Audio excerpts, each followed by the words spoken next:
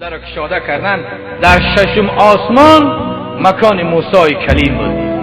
موسی کلیم الله که موی سر تا میان بود، هیبتی که موسی داشت دیگر پیامبران نداشتند. یک پیامبر قوت 40 مردی و قوت دارد، 40 مردینه را قوت یک پیامبر دارد و موسی قوت 40 پیامبر دارد و پیامبر ما صلی الله علیه و سلم قوت 40 موسی را دارد. وقتی که موسی کلیم رسول اکرم دید با همون موی دراز تا میان، هیبت کلان که اگر موسی کلیم به غضب اگر میپیسان اولیای خدا را اولیای خدا خاکستر میشد، چنین هیبتی سختی داشت. دوید آمد پیامبر خدا را زیارت کرد، پیامبر خدا را بوسه کرد و خیلی هم گریه کرد. موسی کلیم حبیب خدا گفت که برادر موسی، گفت با چی خاطری قدر اشک میریزونی؟ گفت که تو اخیرا پیامبر هستی، تو حبیب الله هستی، هر چقدر که در بنی اسرائیل فرماندم خدمت کردم، اما اون مرتبه ای که تو داری هیچ کس نداره. فردا روز قیامت آن مقدار از امتی تو داخل بهشت می شود که از هیچ امتی پیامبر اون مقدار داخل بهشت میشه. ای رسول الله، گفت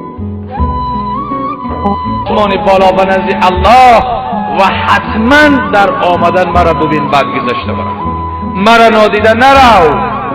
تأکید کرد موسی علیه السلام و با آسمان هفتم عروج کردن. در آسمان هفتم باز فرشته در کشاده کرد. در اون آسمان مردی زیبا، از همه پیامبران زیباتر، خشروتر، حلیمتر، قامت بلند، میجه های دراز سیاه نازنین، اون کی بود؟ ابراهیم خلیل بود. حالا جمعه آینده واسه میکنیم پیامبرا که چگونه شکل داشتن. پیامبر خدا هر یک پیامبری که دیدگی بود با صحابه میگفت حضرت عیسی فلان خیر بود، حضرت موسی فلان فلان فلان فلان فلان، همه را میگفت. نوبت به ابراهیم خلیل رسید، گفتن که ای فرستاده خدا، ابراهیم خلیل چگونه صورت دارد؟ رسول الله اشاره به سوی خودشون کرد. یعنی ابراهیم خلیل مثل پیامبر ما صلی الله علیه و سلم خیلی شخص زیبا بود. وقتی که ابراهیم خلیل دید، از نزد ابراهیم خلیل الله حضرت رسول اکرم صلی الله علیه و سلم به سدرة المنتهی رسیدند. در سدرة المنتهی دیگر براق هم در کار نیست، جبرائیل هم در کار نیست. جبرائیل قفا ماند. پیامبر خدا خیلی بالا رفت، گفت که جبرائیل در همه سفر اینقدر راههای دراز طی کردیم، تو الحال برای چی در راه عبرت میپرتوی، از قفا میمانی؟ براق هم نیست شد. جبرائیل گفت که ای رسول الله، گفت ای حبیبی الله، گفت اگر یک سری موی، اگر یک قدم به پیش بروم، همه پر و بال من میسوزه و خاکستر میشم. یعنی کی است که حضرت سعدی رضی الله تعالی عنه میگفت در این باب که برسد آدمی به جایی که به جز خدا نبیند، برسد آدمی به جایی که به جز خدا نبیند. بنگر تا چه حد است مقام آدمیت. مقام آدم ببین که به جای میرسه که غیر از خدا کسی رو نمیبیند، نه براق لازم است نه جبرائیل. همین طریق است که دوستای خدا اولیاء الله میگن که میان عاشق و معشوق رمزی است، میان عاشق و معشوق رمزی است، کرامان کاتبین را زو خبر نیست. عاشق معشوق چنان رمز دارند که، چنان تماس دارند که کرامان کاتبین از او خبر ندارند. و به آسمان هفتم از سدرة المنتهی جبرائیل ماند و براق هم ماند و رسول اکرم چکار کرد؟ به بالا عروج میکرد و بالا میرفت. و در بالا رفتن او حضرت مولوی جنون میگفت جان باد فدای قد زیبای محمد صلی الله علیه و سلم، جان باد فدای قد زیبای محمد، با گیسوی مشکین سمن آسای محمد، جبریل جلودار براق شب معراج، حوران سفید از صف تماشای محمد.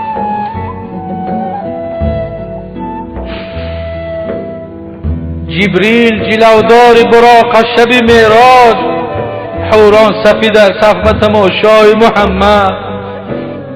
عرش از طرف راضی و تشریف کدومش، کرسیست و بالیش زی تمنای محمد. خورشید گرفت توشه از خیرمن حسنش، مهروی کنان بوسه زد از پای محمد. فردا که زند جلوه به بازار قیامت، محشر شود آن روز و تماشای محمد صلی الله علیه وسلم.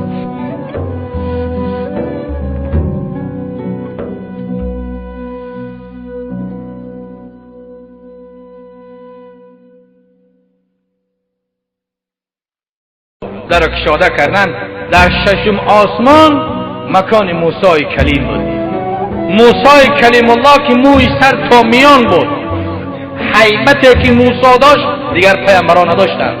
یک پیامبر قوت 40 مردی به قوت دارد.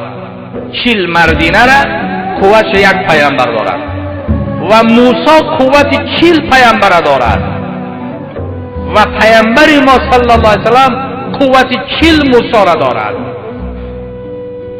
وقتی که موسی کلیم رسول اکرم دید با همون موی دراز تا میان، هیبت کلان که اگر موسی کلیم به غضب اگر میپیسان اولیای خدا را اولیای خدا خاکستر میشد، چنین هیبتی سختی داشت. دوید آمد پیامبر خدا را زیارت کرد، پیامبر خدا را بوسه کرد و خیلی هم گریه کرد. موسی کلیم حبیب خدا گفت که برادر موسی، گفت با چی خاطری قدر عرش میریزونی؟ گفت که تو اخیرا پیامبر هستی، تو حبیب الله هستی. هر چقدر که در بنی اسرائیل فرماندم خدمت کردم، اما اون مرتبه ای که تو داری هیچ کس نداره. فردا روز قیامت آن مقدار از امتی تو داخل بهشت می شود که از هیچ امتی پیامبر اون مقدار داخل بهشت نشد. ای رسول الله گفت آسمان بالا به نزد الله و حتما در آمدن مرا ببین بعد گذشته برم، مرا نادیده نرو. تأکید کرد موسی علیه السلام و با آسمان هفتم عروج کردن. در آسمان هفتم باز فرشته در کشاده کرد.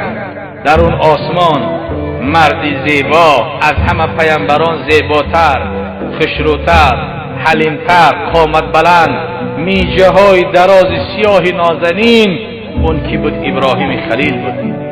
حالا جمعه آینده وصل میکنیم پیامبرها که چگونه شکل داشتن. پیامبر خدا هر یک پیامبری که دیدگی بود با صحابه میگفت حضرت عیسی فلان خیر بود، حضرت موسی فلان فلان فلان فلان فلان، همه را میگفت. نوبت به ابراهیم خلیل رسید، گفتن که ای فرستاده خدا، ابراهیم خلیل چگونه صورت دارد؟ رسول الله اشاره به سوی خودشان کرد. یعنی ابراهیم خلیل مثل پیامبر ما صلی الله علیه وسلم خیلی شخص زیبا بودند. وقتی که ابراهیم خلیل دید، از نزد ابراهیم خلیل الله حضرت رسول اکرم صلی الله علیه وسلم به سدرة المنتهی رسیدند. در سدرة المنتهی دیگر براق هم در کار نیست، جبرائیل هم در کار نیست. جبرائیل قفا ماند. پیامبر خدا خیلی بالا رفت، گفت که جبرائیل در همه سفر اینقدر راههای دراز طی کردیم، تو الحال برای چی در راه عبرت میپرتوی، از قفا میمانی؟ که براق هم نیست شد. جبرائیل گفت که ای رسول الله، گفت ای حبیبی الله، گفت اگر یک سری موی، اگر یک قدم به پیش بروم، همه پر و بال من میسوزه و خاکستر میشم. یعنی کی است که حضرت سعدی رضی الله تعالی عنه میگفت در این باب که برسد آدمی به جایی که به جز خدا نبیند، برسد آدمی به جایی که به جز خدا نبیند. بنگر تا چه حد است مقام آدمیت.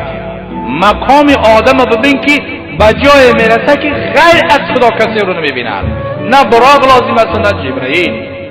همین طریق است که دوستای خدا اولیاء الله میگن که میان عاشق و معشوق رمزی است، میان عاشق و معشوق رمزی است، کراما کاتبین را زو خبر نیست. عاشق و معشوق چنان رمز دارند که چنان تماس دارند که کراما کاتبین از او خبر ندارند. و به آسمان هفتم از سدرة المنتهی جبرائیل ماند و براق هم ماند و رسول اکرم چیکار کرد؟ به بالا عروج میکرد و بالا میرفت.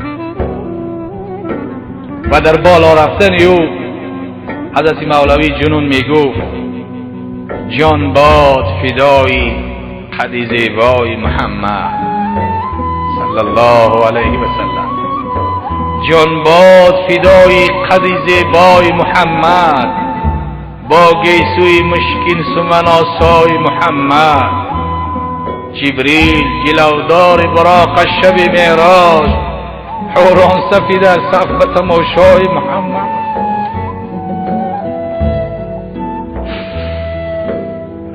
جبریل جلودار براق شب معراج، حوران سفید در صف تماشای محمد.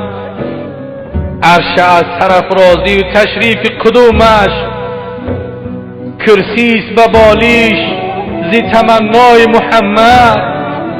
خورشید گرفت توشه از خیرمن حسنش، مهروی کنان بوسه زد از پای محمد. فردا که زند جلوه به بازار قیامت، محشر شود آن روز به تماشای محمد صلی الله علیه وسلم.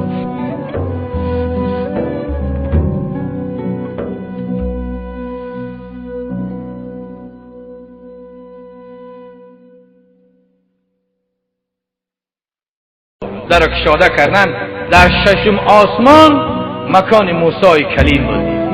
موسی کلیم الله که موی سر تا میان بود، هیبتی که موسی داشت دیگر پیامبران نداشتند. یک پیامبر قوت 40 مردی و قوت دارد، 40 مردینه را قوت یک پیامبر دارد و موسی قوت 40 پیامبر دارد و پیامبر ما صلی الله علیه و سلم قوت 40 موسی را دارد. وقتی که موسی کلیم رسول اکرم دید با همون موی دراز تا میان، هیبت کلان که اگر موسی کلیم به غضب اگر میپیسان اولیای خدا را اولیای خدا خاکستر میشد، چنین هیبتی سختی داشت. دوید آمد پیامبر خدا را زیارت کرد، پیامبر خدا را بوسه کرد و خیلی هم گریه کرد. موسی کلیم حبیب خدا گفت که ای برادر موسی، گفت با چی خاطر قدر اشک میریزونی؟ گفت که تو اخیرا پیامبر هستی، تو حبیب الله هستی، هر چقدر که در بنی اسرائیل فهماندم خدمت کردم، اما اون مرتبه ای که تو داری هیچ کس نداره. فردا روز قیامت آن مقدار از امتی تو داخل بهشت می شود که از هیچ امتی پیامبر اون مقدار داخل بهشت نمیشه. ای رسول الله گفت آسمان بالا و نزد الله